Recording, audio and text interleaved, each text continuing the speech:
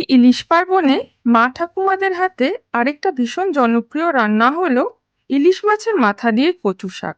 একসময় বাঙালি হেসেলে ইলিশ মাছের মাথা দিয়ে কচু শাক মা ঠাকুমারা প্রায়ই বানাতেন, কিন্তু ইদানিং এই রান্নাগুলো কিন্তু আধুনিক বাঙালির হেসেল থেকে হারিয়ে যেতে বসেছে।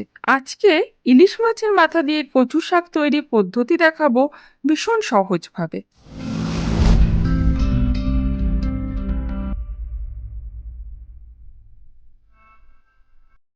আজকে কিন্তু শুধু ইলিশ মাছের মাথা দিয়ে কচু শাকই নয়, তার সাথে 3 পিস মাছ আলাদা করে সরিয়ে রেখেছি, ভাজা খাওয়া হবে বলে।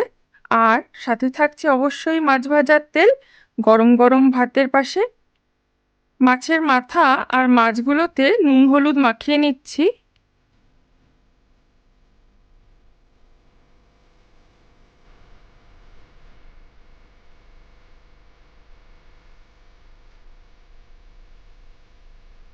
দুপাশেই কিন্তু এইভাবে ভালো করে মাছের গায়ে নুন হলুদ মাখাবে, যাতে মাছের গায়ে নুনটা খুব ভালোভাবে ঢুকে যায়।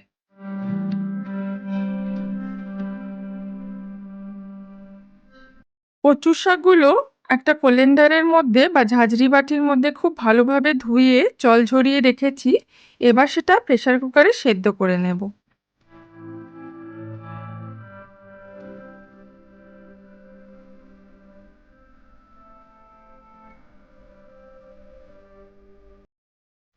সাথে দিচ্ছি 1 চামচ নুন, একটু হলুদ আর সর্ষের তেল। এবার ঢাকা চাপা দিয়ে 1 থেকে 2টো সিটি দেব। এবার একটা সিটি দিয়ে সেদ্ধ করে নেব শাকটাকে।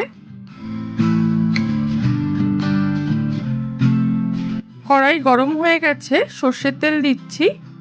প্রথমে মাছগুলোকে ভেজে নিচ্ছি।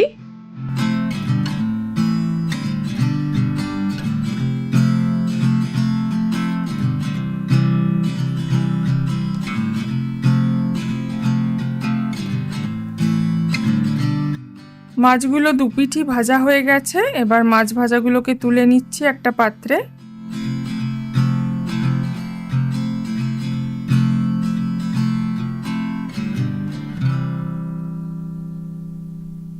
মাছের তেলটা কিন্তু আলাদাভাবে একটা বাটিতে আমি সরিয়ে নেব।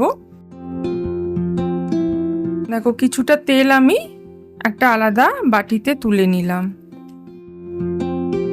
এবার বাকি তেলে মাছের মাথাটাকে খুব ভালোভাবে ভেজে নেব। হালকা করে ঢাকা চাপা দিয়ে দিচ্ছি যাতে তেলটা না ছেটে।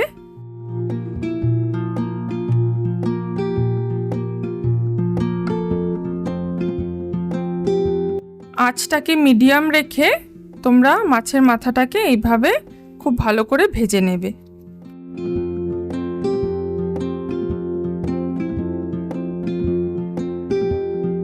মাছের মাথাটা খুব ভালোভাবে ভাজা হয়ে গেছে, আমি একটা পাত্রের মধ্যে তুলে নিলাম। ফোড়নে দিচ্ছি তেজপাতা, শুকনো লঙ্কা আর জিরে। এবার সেদ্ধ করে রাখা কচু শাকটাকে দিয়ে দিচ্ছি। কচু শাকটাকে ছাড়ার পরেই একটুখানি ঢাকা চাপা দিয়ে দেবে, তাতে তেলটা ছিটবে না।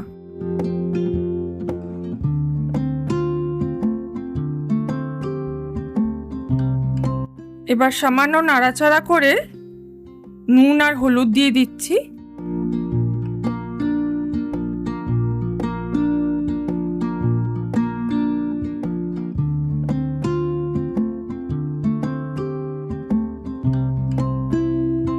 সাথে দিচ্ছি 1 চা চামচ লঙ্কা গুঁড়ো আর অল্প একটু চিনি।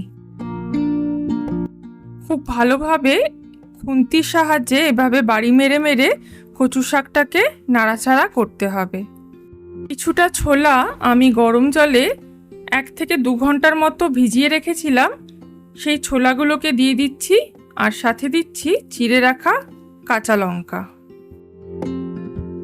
কচু শাক কিন্তু একটু ঝাল ঝাল খেতে ভালো লাগে, তাই ঝালের আন্দাজটা তোমরা নিজেদের মতো করেই দিও।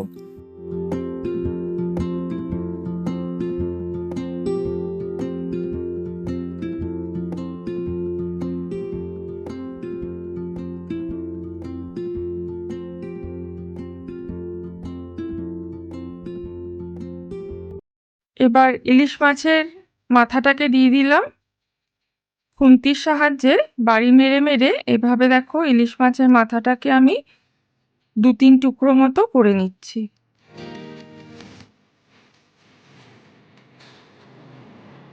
শাকটা দিয়ে এবার মাথাটাকে এভাবে নেড়ে চেড়ে নেব। কাঁচা লঙ্কাগুলোকেও এভাবে বাড়ি মেরে মেরে একটু শাকের সাথে মিশিয়ে দিচ্ছি, তাতে টেস্টটা খুব ভালো আসে।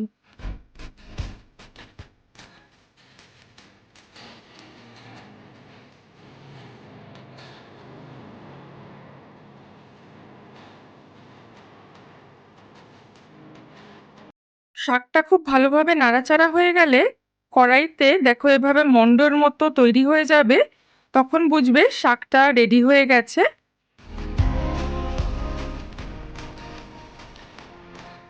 কচু শাক তৈরি করতে কিন্তু বেশিক্ষণ লাগে না, শাকটা আমাদের পরিবেশনের জন্য রেডি।